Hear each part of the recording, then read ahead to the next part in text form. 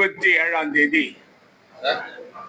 அகில இந்திய காங்கிரஸ் கமிட்டி கூட்டம் நடைபெற்றது டெல்லியில. அதிலே கலந்து கொண்ட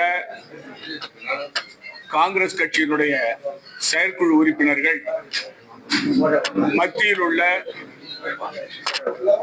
மரியாதைக்குரிய பிரதமர் நரேந்திர மோடி தலைமை உள்ள அரசு காங்கிரஸ் ஆட்சி காலத்தில் மதச்சார்பற்ற கூட்டணி ஆட்சி இருந்த சமயத்தில் 100 நாள் வேலை திட்டத்தை மகாத்மா காந்தி கிராமப்புற கட்டாய வேலைவாய்ப்பு திட்டம் என்ற அடிப்படையில் 1995ஆம் ஆண்டு பாராளுமன்றத்தில் நிறைவேற்றி கிராமப்புறங்களில் உள்ள ஏழை எளிய மக்கள், விவசாய தொழிலாளிகள், விவசாயிகள், தாய்மார்கள் இவர்களுக்கெல்லாம் வேலை வாய்ப்பு கிடைக்க வேண்டும் என்பதற்காக, அதை உறுதிப்படுத்துவதற்காக ஒவ்வொரு ஆண்டும் 55,000 கோடி ரூபாய் நிதியை ஒதுக்கி எல்லா மாநிலங்களிலும் அந்த திட்டத்தை நிறைவேற்றும்.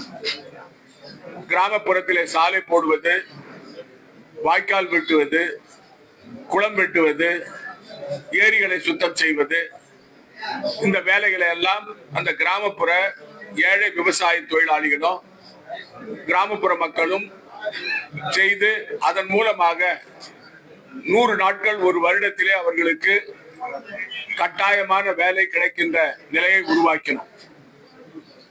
ஆனால் 2014 பிரதமர் மோடி அரசு வந்த சமயத்தில், அதற்கு முன்பு காங்கிரஸ் ஆட்சி காலத்தில் மாநிலங்களுக்கு தேவைக்கு ஏற்ப அந்த பட்ஜெட் தொகையை உயர்த்தினார்.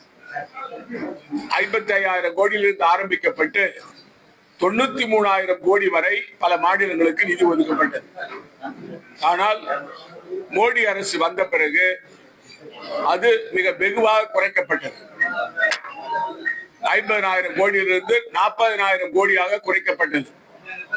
இதனால் கிராமப்புறங்களிலே கிராமப்புற ஏழை தொழிலாளிகளுக்கு, விவசாய தொழிலாளிகளுக்கு 10 நாட்கள் கூட ஒரு வருடத்திலே வேலை கிடைக்கவில்லை. ஆகவேதான் காங்கிரஸ் ஆட்சியிலே பல போராட்டங்களை இது சம்பந்தமாக நாம் நடத்தினோம். ஆனால் 90% மத்திய அரசாங்கத்துடைய நிதி, 10% மாநில அரசாங்கத்துடைய நிதியை வைத்து தாராளமாக கிராமப்புற வளர்ச்சி திட்டங்கள் நடைபெற்றன. ஆனால் இப்பொழுது அந்த சட்டத்தை, புதிய சட்டம் கொண்டு வந்து